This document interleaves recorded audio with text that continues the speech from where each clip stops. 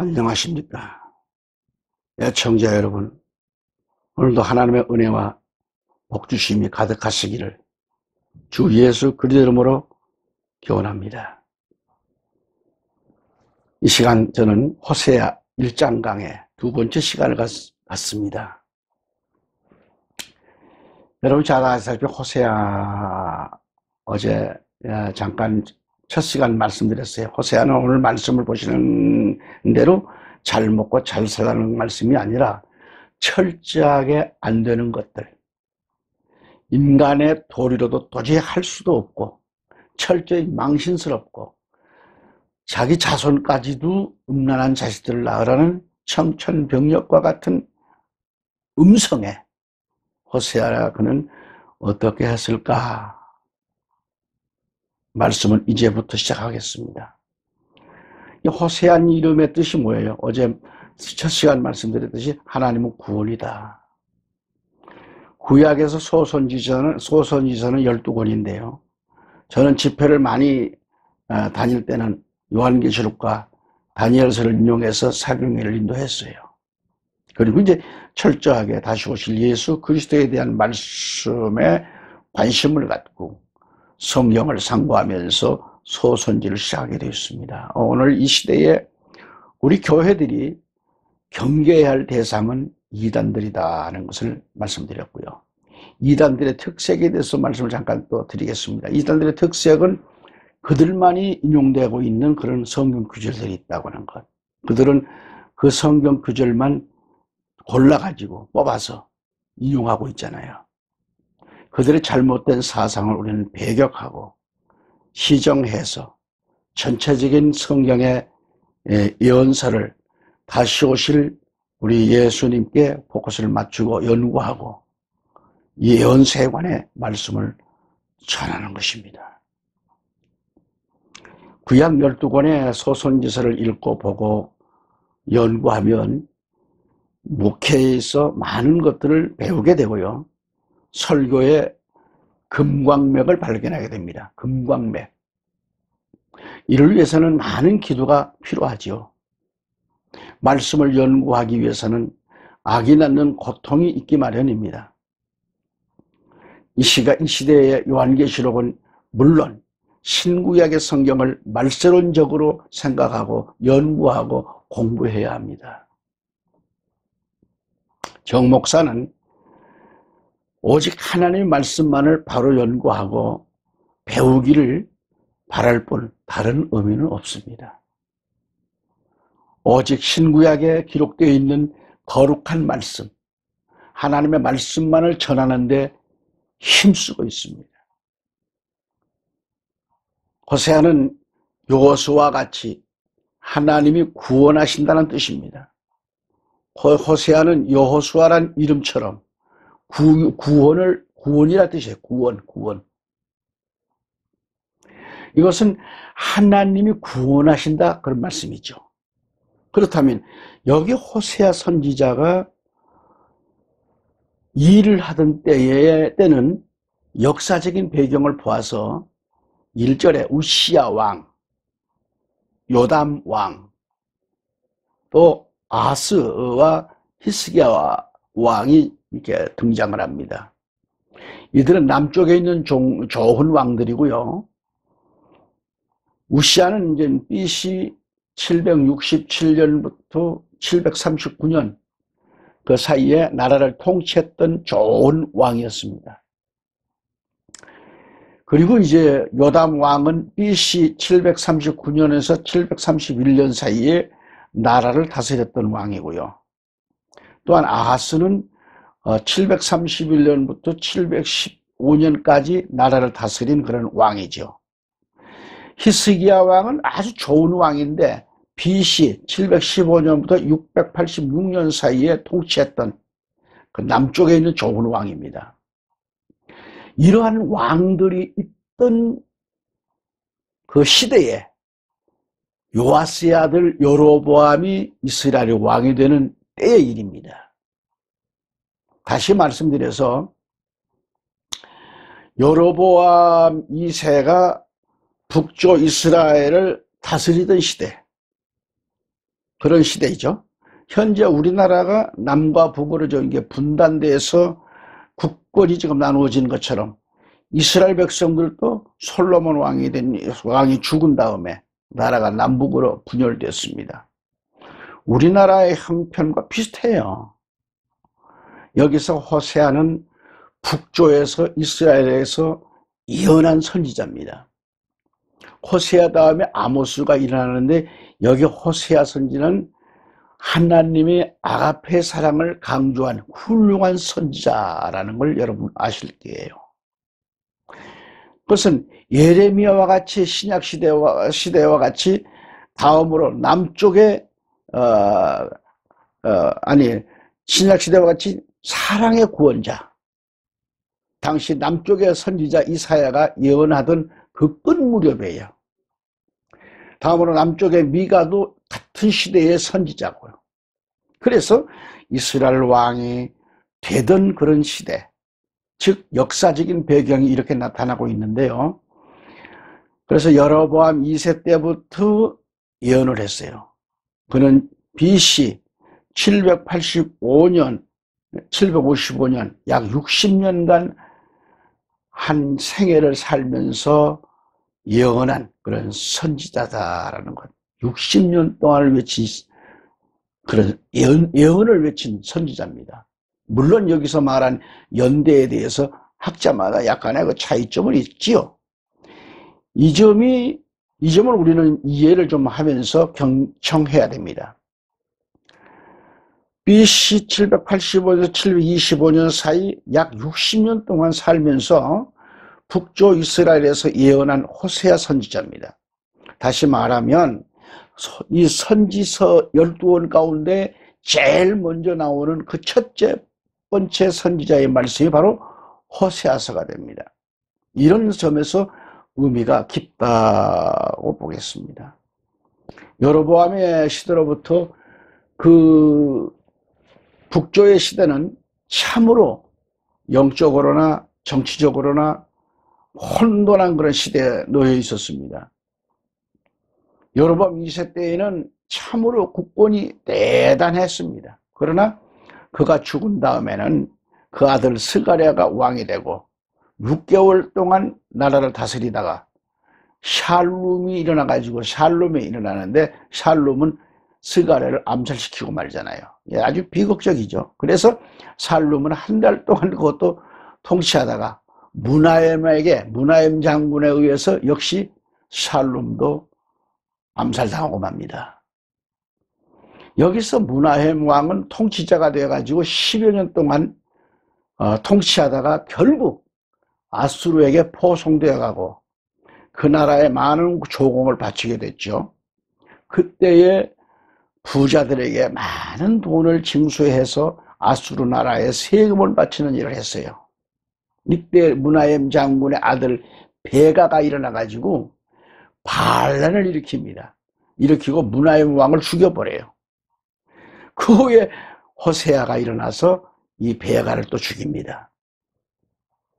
그래서 북조의 끝으로 내려오는 그 6왕은 서로가 정권을 탈취하는 일로 죽이고 또 죽이는 일을 반복해 왔다라는 것. 예. 역사를 보면 이렇게 참 비참해요. 이런 그 정치적인 비극이 계속해서 일어나는 그 시대에 하나님은 호세아를 세우셨어요. 호세아를. 그리고 BC 722년이는 정확합니다. 하지만 얼마 후 북조 이스라엘은 아수르에게 멸망당하잖아요. 이처럼 정치적인 불안한 그런 세대 속에서 여기 호세아가 선지자로 부름을 받았다라는 것. 호세아가 이스라엘 왕이 된 시대의 역사적인 배경을 우리는 살펴보았습니다. 여기서 우리가 열왕기하 15장을 보면 북조 이스라엘 나라들이 그 끝날 무렵에 역사의 종말에 있어서 그 6왕들의 기사가 나옵니다. 여기서 호세아 선지자가 부름을 받던 그런 시대적 배경을 잘 알 수 있어요. 이때를 오늘 현실 종말을 우리가 비춰볼 때 이 마지막 때에 오늘을 살고 있는 우리들이나 부름을 받고 하나님의 종들이 된 나와 여러분에게 있어서 오늘 이 시대가 바로 호세아 시대와 동일한 때가 아닌가 생각합니다. 그러니까 이러한 시대적인 적응성을 우리가 살펴보면서 호세아서의 정말로는 우리의 큰 의미를 주고 있는 거예요. 호세아 선지가 살던 시대나 오늘 마지막 시대에 살고 있는 이때, 특히 남북이 분단되어 있는 이런 상황 속에서 하나님의 사역자로 또는 성도로 우리가 부름을 받았습니다. 그래서 성도된 우리는 사명자의 위치를 바로 인식해야 되는 거예요. 여기 역사적인 배경은 대개 이렇게 우리가 생각할 수 있겠고요. 본문에서 호세아는 그의 아버지 부엘이가 있어요. 아버지가 부엘입니다. 그 부엘이는 이름이 아주 참 좋아요. 샘이 솟구친다, 샘이 솟는다는 이름을 갖고 있어요. 그리고 부에라는 뭐예요? 부에라는 우물을 뜻합니다. 부에라, 우물. 이게 부에롯, 이것은 또 우물들, 이렇게 복수적으로 사용되고 우물들을 뜻하고, 부엘은 우물입니다. 우물. 또한 부엘세바 하면 뭐예요? 일곱 우물, 맹세의 우물을 가리키잖아요. 또한 부엘엘림은 뭐예요? 용사의 우물을. 그리고 부엘라헤로이, 그러면은 이것은 나를 아시는 살아계시는 하나님의 우물을 뜻하잖아요. 이는 가데스와 베렛 사이에 술이라는 그 길가에 샘물인데, 하갈이 이곳에서 주의 사자를 만나요. 창세기 16장 7절 14절 내용을 쭉 가서 보면은요, 다 얘기는 할 수 드릴 수가 없겠고요. 그리고 이삭이 부엘라헤로의 근처에서 살았어요. 창세기 24장 62절 25장 11절 말씀 가보면요, 그러므로 호세아의 아버지의 이름이 부엘이, 즉 샘이 솟는다는 뜻으로서 우물입니다. 우물. 호세아는 하나님이 구원하신다. 여기 우물은 구원의 우물을 말하고 생수를 가리키는 거예요. 그의 아버지가 구원의 우물인데, 그러한 생수를 가지고 호세아는 그 집에서 태어났어요. 그 집에서 태어났어요. 본문에서 호세아에게 임한 하나님의 말씀이라는 거죠. 하나님의 말씀. 호세아에게 임한 말씀. 여기서 임했다라는 것은 이 말은 하야 그래요. 임했다, 하야. 그래서 이것은 발생하다, 혹은 되다, 혹은 무엇이 희다 할 때에 대개 하야 그렇게 말을 써요. 하야라는 말을 사용합니다. 예. 우리 동역자, 우리 기자들 가운데도 또 우리 하야 방송도 있습니다만, 하야. 하나님의 말씀이 임했다. 호세아에게 하나님의 말씀이 임했습니다. 호세아가 하나님께로 부름을 받은 시대는 남쪽 유다는 우시아 왕을 이어서 요담, 아하스, 히스기야 왕이 된 시대입니다. 그리고 북쪽 이스라엘을 여로보암이 이스라엘 왕이 된 때란 말이죠. 본문 1절 말씀으로 들어간다고 하면 호세아가 하나님으로부터 부름받던 시대의 시대적 배경을 지금 설명하고 있고요. 자, 다 같이 2절 말씀을 본다면, 호세아를 통한 주의 말씀의 시작이라. 주께서 호세아에게 말씀하시기를, 너는 가서 음란한 아내를 얻어서 음란한 자식들을 낳으라. 이는 그 땅이 부로부터 떠나 크게 행음하였음이니라 하시더라 그랬습니다. 본문의 호세아를 통한 주의 말씀의 시작이라고 했어요. 시작. 히브리 원문에 테히라라는 말이 나오는데, 이 테히라는 시작이라는 말이죠. 또한 홀은, 혹은 발생, 처음, 먼저, 이런 뜻이 있어요. 주의 말씀의 시작이라는 겁니다. 주의 말씀의 시작. 그래서 이 말씀은 하나님께서 이사야 선지자를 세울 때에도 말씀하시길, 가서 이 백성에게 말하기를, 이사야 6장 9절에 그 다음에 아모스 선지자에게는 가서 내 백성 이스라엘에게 예언하라. 아모스 7장 15절에. 그 다음에 에레미야에게는 어떻게 보라, 내가 내 말들을 내 입에 두어 놓으라. 에레미야 1장 9절에 이렇게 말씀하고 있어요. 그러나 호세아 선지자에게는 말씀하시기를 호세아를 통한 주의 말씀의 시작이라 그랬단 말이에요. 그렇다면 그전에는 주의 말씀이 임하시지 않았을까요? 그렇습니다. 그러니까 시작이라고 아까 얘기했잖아요. 태희라.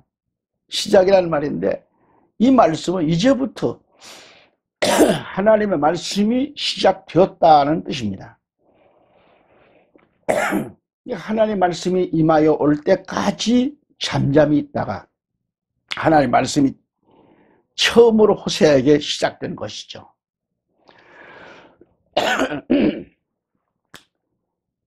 다시 2절에서 주께서 호세아에게 말씀하시기를 너는 가서 너는 음란한 아내를 얻어서 음란한 자식들을 낳으라. 이는 그 땅이 주로부터 주를 떠났습니다. 주로부터 떠나 크게 행음하였음이라 하시더라 그래요. 이 말씀을 보실 때 호세아가 일하던 시대가 얼마나 극도로 부패했었는가를 보여주고 있잖아요. 음란한 아내를 얻어라, 음란한 자식들을 낳으라는 말씀이 호세아에게 임합니다. 하나님의 명령이 호세아에게 떨어진 거예요.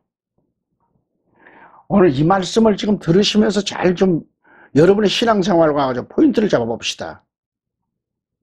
자, 호세아에게 임한 말씀과 과연 하나님의 말씀이 내게 오늘 임했을 때에 어떻게, 자, 여러분 어떻게 그걸 이 말씀이 이해가 되시는지, 또 자신에게 자신이 선지자로 이 시대의 사명자로 불러받았는데 하나님의 말씀이 임했다고 합시다. 이렇게 행동을 옮길 수 있을는지 참 여러 가지로 생각이 됩니다. 여러분, 하나님은 어떤 분이신가요? 거룩하신 분이시죠. 그런데 그렇게도 전능하신 하나님이, 거룩하신 하나님이 어떻게 이렇게 하실 수가 있을까? 아니, 어떻게 그 음란한 아내를 취해서 음란한 자식들을 낳으라고 하나님께서 전능하신 분이 그렇게 명령을 내릴 수 있을까? 거룩하신 하나님은 거룩한 선지자를 불러가지고 거룩한 아내를 얻어야지, 얻어서 거룩한 자녀를 낳으라고 해야 옳을 것인데, 거룩하신 하나님께서 어떻게 거룩한 호세아 선지를 불러가지고 음란한 아내를 얻어 음란한 자식들을 낳으라고 하실 수 있을까 하고 도저히 이해가 안 된다고 막 반문할 수 있겠죠. 하지만 이번 호세아서를 1장부터 14장까지 쭉 여러분들이 하나하나 문맥을 찾아보시면서 말씀을 들으시면 하나님의 뜻이 이 호세아를 통해서 어떤 역사를 이루시는가를 알 수가 있을 것입니다. 어쨌든 이유는 이스라엘이 하나님을 떠나 크게 음행하였기 때문이라는 말씀이 나옵니다. 그래서 호세아는 하나님의 말씀이 임했을 때 가서 즉시 하나님 명령에 따라서 디블라임의 딸, 디블라임은 무화과 덩어리란 뜻입니다. 무화과 덩어리. 디블라임의 딸 고멜을 데리고 와 후에 아들을 낳았잖아요.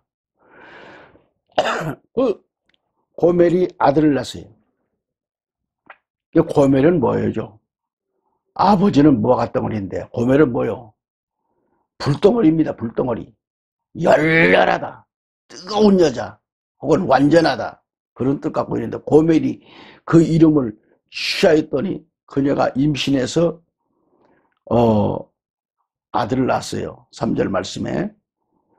그리고 이제 4절 말씀 보면 주께서 호세아에게 말씀하시기를 그의 이름을 이스라엘이라 하라. 이름까지도 내가 지는 게 아니고 하나님께서 이름을 이렇게 지어라 저렇게 지어라 하는 말씀을 명령을 하세요. 여기 이스라엘이 아닌 이스르엘입니다. 거룩한 아내를 얻어서 거룩한 자식을 낳으면 이스라엘이 되는데, 그렇지만 음란한 아내를 얻어서 음란한 자식들을 낳으면 이스라엘이 되는 거죠. 이스라엘과 이스라엘 이름 차이는 엄청난 차이예요. 이스라엘은 뭐예요? 하나님이 흩어버리겠다.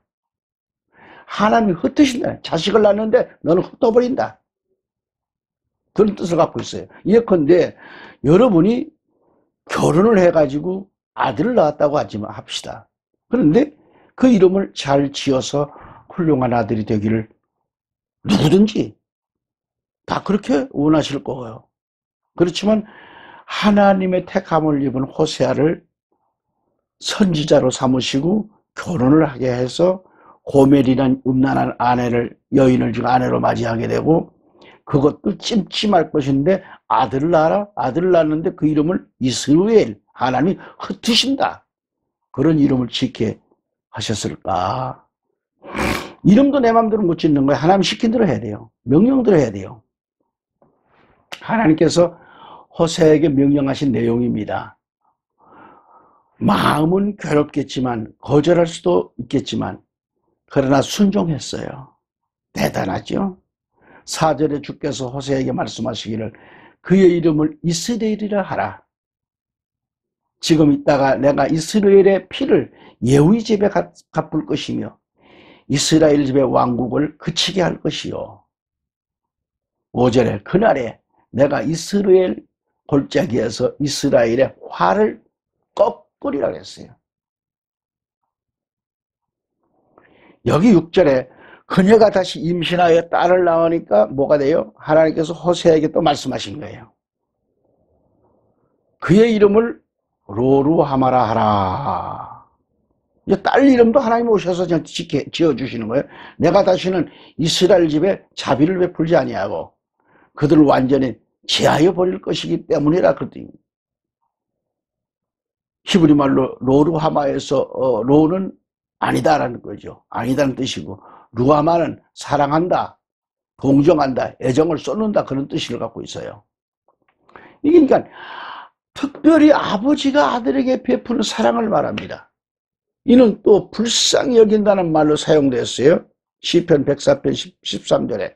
이게 하나님께서 그 백성에게 베푸시는 사랑 또는 긍휼히 여긴다는 의미가 있는데, 시편 30편 13절에 그렇게 사용되어 있는데요. 시편 136편에서 그 인자하심이 영원하미로다 가 26회가 나와요. 그렇게 사용돼요. 여기서 인자란 말은 선택적 사랑을 가리킵니다. 인자. 이렇게 사랑이 영원하신 하나님이 로루하마, 사랑하지 않겠다는 그런 일은, 사랑하지 않겠다는 것이고 긍휼히 여기지 않겠다고 하셨어요. 그러니 이스라엘에 너무도 비참하게 됐어요. 70인역 로루하마는 다시는 더 이상 긍휼히 여기지 않을 것이요 반드시 그들이 대적이 될 것이다 라고 번역되어 있습니다. 70인역에는. 또한 영문 번역을 보면 그들에게서 모든 것을 거두어 버리고 아무것도 남겨두지 않겠다고 그렇게 되어 있어요. 하나님 스스로가 그들을 대적하겠다고 하는 강한 말로 번역됐습니다. 여기서 사하지 않을 것이요, 이 말은 그들을 허무하게 만들겠다, 그런 뜻입니다. 자, 다시 이제 호세아 1장 7절 말씀을 넘어가 봅니다. 그러나 내가 유다 집에는 자비를 베풀고 주 그들의 하나님으로 그들을 구원할 것이요 활이나 칼이나 전쟁이나 말이나 기병으로 그들을 구원하지 아니하리라 하시더라. 아멘. 여기서 하나님께서 어떻게 해요? 하나님께서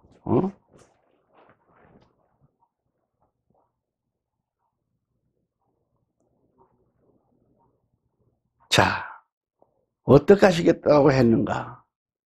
유다 집에는 자비를 베풀고 남쪽에 있는 유다에게는 긍휼히 여기셔서 바빌론의 포로가 되어 70년 종살이를 하게 했지만, 그러나 멸망하지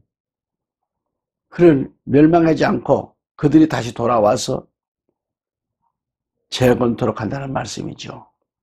그래서 유다는 긍휼히 여김을 받고 하나님께로부터